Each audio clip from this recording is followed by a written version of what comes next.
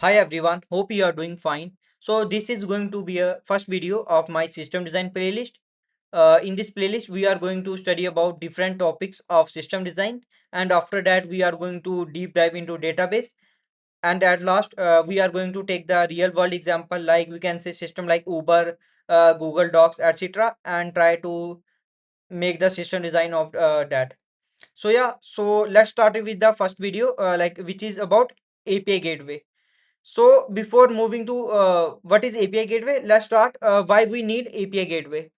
So let's assume we have a application we can say Udemy or any learning platform where a user can log in, and after buying the courses, a user can watch the videos. So as like we can say we are just a startup, we simply deploy our application on a basic machine like with a 16 GB RAM and a 16 core CPU with a 1 TB of storage. So everything was working fine. So and suddenly we are getting like a we got our application gets viral, and we are getting around 1 million. We have now 1 million active users. So now like what happened is like we have only one single server running. So like all the requests are coming to this single application. So as the number of requests increases, our we can say latency of our APIs increases. So we can say the previously that API is taking 100 millisecond, now it's taking around 3 to 5 seconds.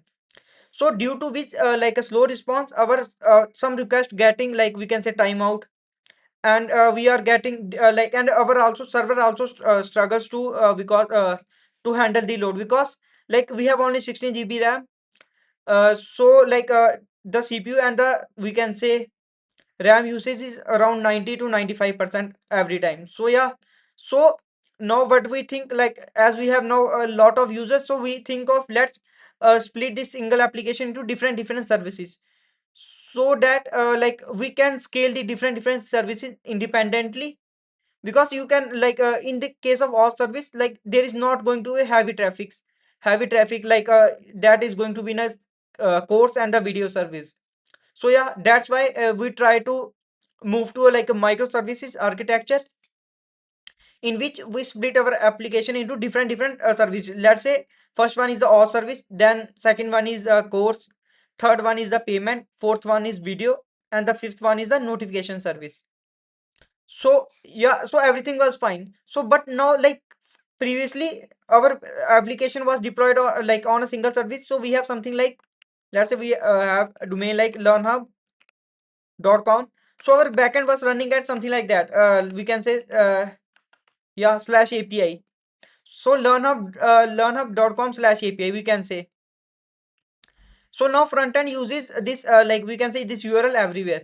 But now for every like we can say different API, we have different services. So now this URL is not going to be same like this one. So so let's say now our for the all service, our URL looks something like or.learnhub.com.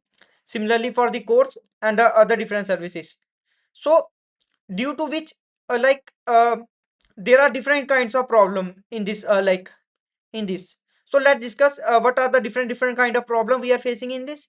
So first the first thing is like we are exposing every service to we can say front end.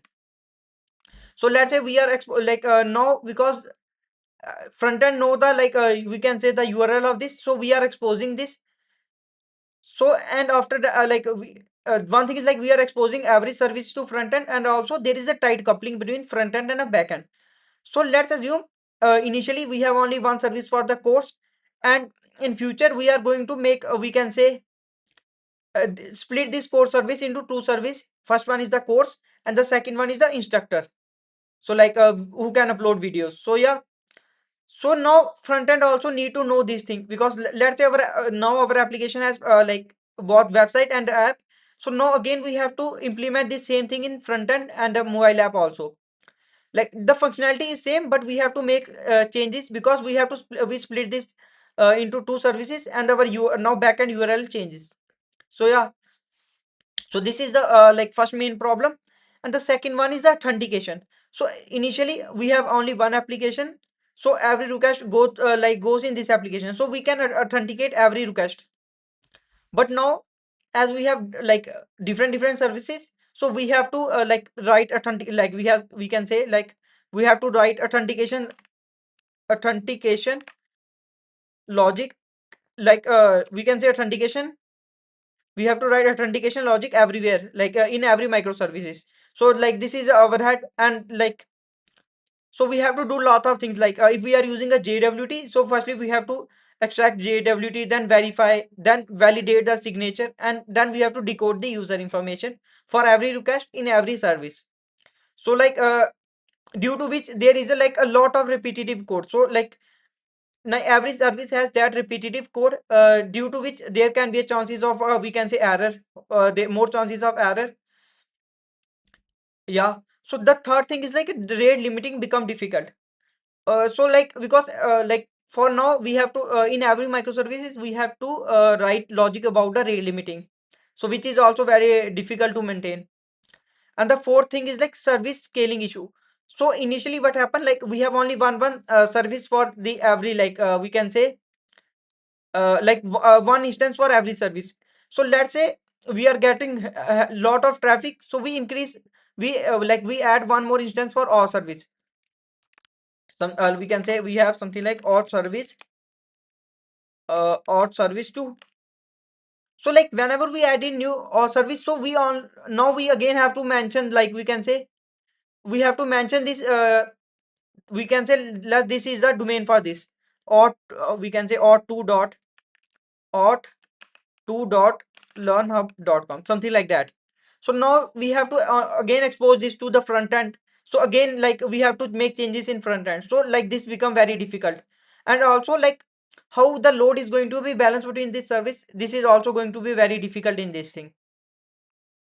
So another problem is like SSL management, like because the like every service is exposed to the like exposed in the real world. So we have like we are going to talk with with API using HTTPS only, because we want our data to be encrypted. So for that we have to manage like SSL in every services, so which is also overhead. And the sixth thing is like we can say multiple API calls for a single screen. So let's say our like for a page which requires the multiple APIs to show the complete data, that we have to make multiple quite like we can say multiple call to different services, and then we have to aggregate their data and show in the front end. So this also increase the latency and the complexity in the front end. So to solve these problems, so we are going to introduce API gateway in our, like we can say, architecture. So what is the API gateway? So API gateway is nothing but a centralized entry point, like a centralized entry point through which all the client request passes before reaching our backend. So firstly what happened, like a client can simply directly talk to the all the services. So instead of now talking to the like every service, now front end will only talk to the gateway, and the gateway redirect the request to the correct like we can say correct service. So client simply send the request to the API gateway, and now client don't know like anything about like we are whether we are using a microservices architecture or a monolithic architecture, like we have only single application. So we can add more like we can add more services. Now for that logic we have to only make changes in API gateway and no need in the front end. So yeah, so like let's see what are the responsibilities of a API gateway. So first thing is the request routing, because let's say we have something like user service payment course, but now the like they are running on a different we can say different domain, uh, like different IP address, sorry. So yeah, so for that like whenever we see like we have something like request for this something like slash auth, we can say something like slash auth, then we will redirect to the authentic let's write it as a auth service. So we can simply redirect it to auth service. Simply if we get something like a slash course, then we can redirect to the course service. So like so now this routing thing is handled by API gateway. And the second thing is the authentication. So again, so instead of like every service doing the authentication, we can add authentication logic in API gateway. So like whenever user login, we will generate a JWT token from the auth service, and after that this API gate we can pass the like the secret of our j like which we are using for JWT decoding. We can pass in a API gate like a gateway, and then gateway will do this like heavy lifting of checking like whether a request is token is valid or not, and then we can simply pass to the service, and now service has to only simply process the request and give response to the user. So another thing is like a load balancing. Yeah. So firstly, what happened, like we are exposing directly to the service to the user. So in that way, we have to do load balancing in the client side. So in that way, we the load balancing can't be done in a better, like we can say, the we can't guarantee that load is going to be a balance. Like we have, if we have 2 hour service, we can't guarantee that 50% is going to be the first auth and the 50 to the second. So this can be easily handled in the API gateway, because in API gateway we can write a rate we can say load balancing logic also. So due to which our load will be equally balanced on the different services. And the fifth thing is the SSL termination. So like for previous like previous architecture, we have to install SSL on every service, but now like we are only exposing our API gateway to the client. So now only this API gateway need to be, we can say, required the SSL certificate. Now this like we can say only our API gateway required SL certificate, and other like, because like this is exposed to the public, so we get the encrypted data. And let's assume this everything is running in our private network. So as this is our private network, now to talk to, like if this API gateway want to talk to the our service or like any service, instead of simply sending the encrypted data, what like API can simply decrypt the data and simply pass the raw data, like using a HTTP call. So instead of HTTPS, we can simply use HTTP in this internal, like API gateway to the different service, and also like for internal internal we can say request between the microservices also, we can simply use HTTP, because everything is running in our private network. So sixth thing is like logging and distributed tracing. So like let's assume a user buy a course, and after that like payment is done, everything is done, user get the access to the videos, but user don't get the notification. So now this, like if we are not using this API gateway, this tracing also become very difficult, because like now we have only one centralized point. So we can add, like we can say, user purchase something, we can add a trace ID to every request. So let's say we get whenever user purchase something, we add a unique trace ID. So after that, anything like something like we can say a user table get updated for the, like we can say, user account get upgraded to premium account or something like that, or we send notification, we are going to use that trace ID while logging everything. So whenever let's say we get the error for that user, we can simply check the, like what is the trace ID for that, and simply search in our log for that, and we get all the log related to that trace ID. And the seventh thing is caching. So like API gateway like Nginx can also do caching. So let's say we have something like a core service, and user are fetching like top 100 courses. So instead of every time we calling to the service, we can simply store that data in we can simply cache that data, so we can simply return from API gateway. And eighth thing is like serve static data. So we can also serve static data, like if we have something like static images or something like that, we can also serve using API gateway. And the last thing is like response aggregation. So let's say we have something like a slash dashboard endpoint, which will return the analytics for the platform. So let's say now it has to call the all service, payment service, course, and all different service to get all the data for the dashboard. So now this heavy lifting of like every aggregation thing is done by API gateway itself, so that front end has not to do any heavy lifting and aggregation of data. So this dashboard API simply return the data that client needed. So yeah, these are the like responsibilities and we can say benefits of the API gateway. So let's see what are the drawback of the API gateway.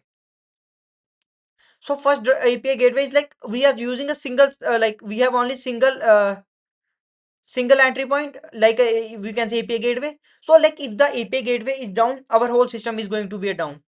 So that is not in the case of like our previous architecture. So let's say if we have like overall service is down, But like the user which are already login can like we can say watch courses, make payment, and like notification is working, but only our authentication service is down, else our system is working. But in case of API gateway, because this is the main entry point, so if that is not working, our like whole system is going to be down. So to so like there are various type of like we can say solution to overcome with this problem. So first thing is like we can say active passive. So what happen in this? So instead of using a single, we can say load balancer, we are using multiple load balancers. Let's say we have something like we are using taking example of Nginx in this. Let's say we have a first server of Nginx and second server of Nginx. So this server is actually like by active we mean that this server is serving the real-time traffic, and this server is just we can say just running and not serving any real traffic. So like these both machines are running on we can say different IP address. Let's say the IP address of this Nginx is A is this and B is this. So instead of exposing the like, we can say IP of this Nginx like this service, we can create a virtual IP. So instead of this IP, we create some we can say virtual IP. So and we are going to expose that virtual IP. So by doing what happened like initially we assign this virtual IP to this Nginx A. So whenever a user made a request to this virtual IP, this will forward to this Nginx A. And let's assume this if this Nginx like Nginx A fail, we will assign that virtual IP to Nginx B, and now this will serve that like all the real traffic. So but how will we know that like our Nginx A is not working? So like there is a we can say mechanism called heartbeat. So in this what happen like for every second this like every second this Nginx A is going to we can say Nginx A is going to call the Nginx B. So this Nginx A is going to be called the Nginx B. So whenever like we can say every second this Nginx A is calling to Nginx B, and whenever for continuous 3 or 5 seconds, if the Nginx B don't receive the like we can say heartbeat from Nginx A, we can assume that our Nginx A is down. So we have to now like we can say make this Nginx B as a our main server. So we can promote this to our main server by assigning this virtual IP. So now this will going to like we can say like serve all the real time traffic. So yeah, so like there is a limitation with this active like active passive approach. So like this both Nginx A and B of like running on a same kind of server. Let's say if this has a 16 GB RAM, this also have a 16 GB RAM. So we are paying a money of two but only using a one at a time. So yeah, that is the main drawback of this. So we also have something like a active like second solution is like we by using active.